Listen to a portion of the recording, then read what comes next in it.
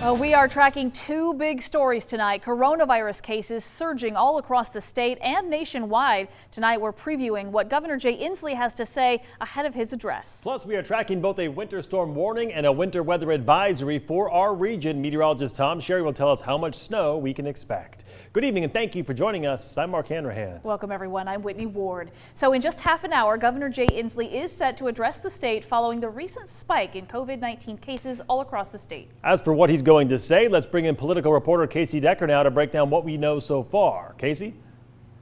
Well, Mark, Whitney, what we know so far is that the governor is not going to be announcing any new policies tonight. This speech is more about moral leadership, about urging Washingtonians to redouble their efforts to stop the spread of COVID-19 by more strictly following the protocols already in place.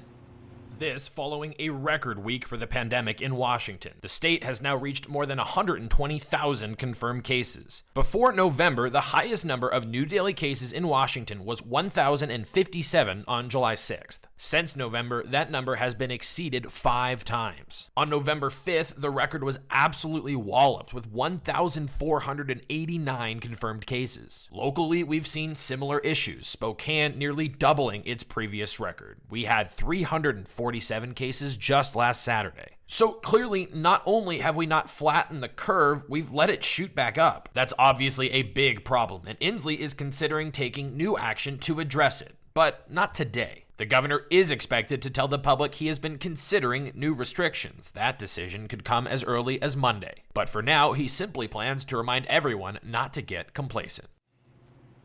One big thing he is expected to talk about is Thanksgiving. The governor is going to remind people not to have large gatherings. He's going to tell them basically keep the people at your dinner table to the people who already live in your household. If people don't do that, we could have yet another surge of holiday-related cases. Again, the governor speaking in just about a half hour here. For now, I'll send it back to you in the studio. Whitney, Mark.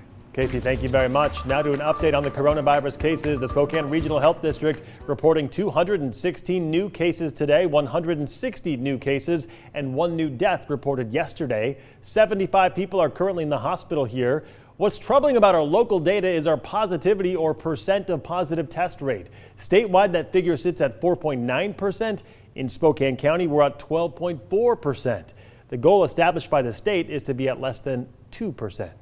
I did have a chance to talk one-on-one today with Spokane's new health officer, Dr. Frank Velasquez. He recognizes that he's coming in at a very difficult time on the heels of Dr. Lutz's surprise firing. And he told me he didn't ask for this position, but says he will give it 100% of his effort. And that includes working with controversial health district administrator Amelia Clark. Take a listen.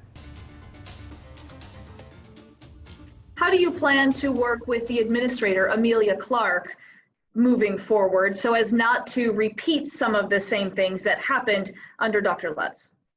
So I didn't know Amelia until Friday, actually. Personally, I know the name. And what I bring to the table is having had the opportunity to meet new people in many states, many times, in many organizations. I always do it the same way. I sit down and we have a conversation. Let's make sure that we know what we're doing, and you tell me what you expect, I'll tell you what I expect. We'll communicate, we'll agree, we move forward.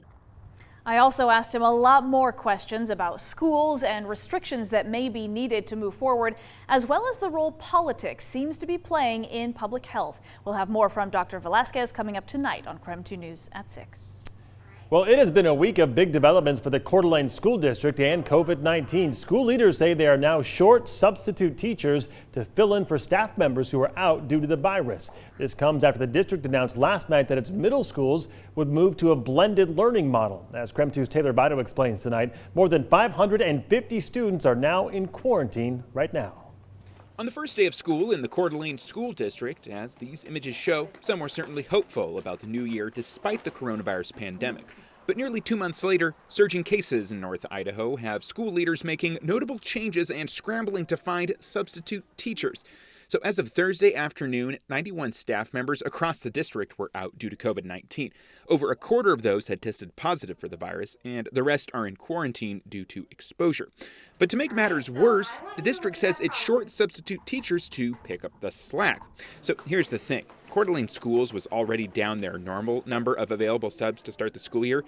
The district says there are several factors to blame there, but many subs weren't comfortable working during the pandemic. Those include older substitute teachers who may have retired and are at risk. Often, school principals or other administrators will fill in or combine classes when teachers are out. Then there are the students. More than 550 are out right now. Just 6% of those students tested positive for the virus, but the vast majority are in quarantine due to possible exposure. That, combined with teachers being out, has the district making a big change. Starting at the end of this month, district middle schools will go to a blended learning model. Half of those students will be in the classroom on Monday and Tuesday, and the other half will be in the building on Thursday and Friday. The district says it's waiting to make this change until after Thanksgiving break to allow both families and schools to adjust their schedules to prepare for the change. Taylor Vito, KREM 2 News. And it is the calm before the storm. You're looking at a live view of downtown Spokane right now. The rain, the snow, and the wind will hold off for now, but we are tracking snow heading our way. In fact, just yesterday, Schweitzer saw 6 inches of snow. The Idaho Mountain Resort anticipates opening on the 27th of month. So with that, let's turn to our own Tom Sherry, who's standing by with the forecast on the Outdoor Weather Center tonight. Well, let's talk about it, Mark. And I love when we see Schweitzer up there. My gosh, we're talking about a winter storm warning, which includes Schweitzer Ski Basin, Lookout Pass, and as well as in the Silver Mountain and the valleys as well. Everywhere you see shaded in kind of pink right here, that's the winter storm warning from 11 o'clock tonight through 4 o'clock tomorrow afternoon. And that includes Coeur d'Alene, by the way. And then we have a winter weather advisory, so a little less snow expected here in the Spokane area, down into the Palouse and into portions of central Washington. Our winter weather advisory also 11 o'clock tonight, but it'll expire at about noontime tomorrow. So again, the snow will develop late in the evening hours, continue overnight, and then it may change over to a rain as we get more into the, say, like the middle part of the day on Friday. Radar looking pretty quiet right now, as you can see. Temperatures are at 33 degrees in Spokane. Not going to get a whole lot colder than that. I think we're only going to drop down to about 31 tonight. So here's a look at your day planner forecast. Snow developing late, lots of snow falling overnight. How much? Maybe up to 2 inches of snow will fall in the overnight hours. So if you've got a commute tomorrow morning, give yourself extra time. Up to 3 inches of snow may fall overnight up in, say, the Sandpoint area. We'll look for a daytime high of 39. That's why I think it will change over to rain as we get into the middle part of the day. Always looking ahead to the weekend. I've got showers developing late in the day on Saturday. It will actually change to snow Saturday night into Sunday, but you can see the daytime highs get well above freezing. We'll look for a high of 42 both Saturday and Sunday. I'll check the rest of your 7-day forecast, as well as a look at the Future Tracker computer model. We'll show you exactly when the snow will start and when it will stop. All that coming up in just about 10 minutes. All right, Tom, sounds good. Thank you so much. And in the race to a vaccine for the coronavirus, the Washington State Department of Health is now sharing a few updates on its distribution plans. Here are 3 things to note. Right now, they've received a varied amount of estimates on doses needed for the vaccine, they say. There won't be a lot of supply. There won't be rather a lot of supply at first, so masks will continue to be encouraged. The department is hopeful that a vaccine will be available before the end of the year. In the meantime, health providers are encouraged to enroll as a vaccine provider site.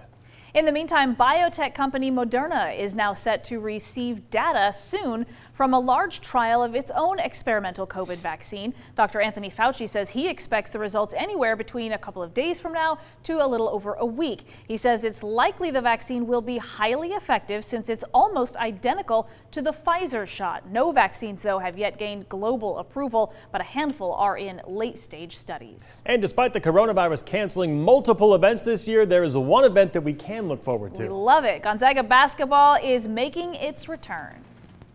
Gonzaga season is just around the corner, and that means we get our first preview of the team at Craziness in the Kennel. I'll be live later in the show.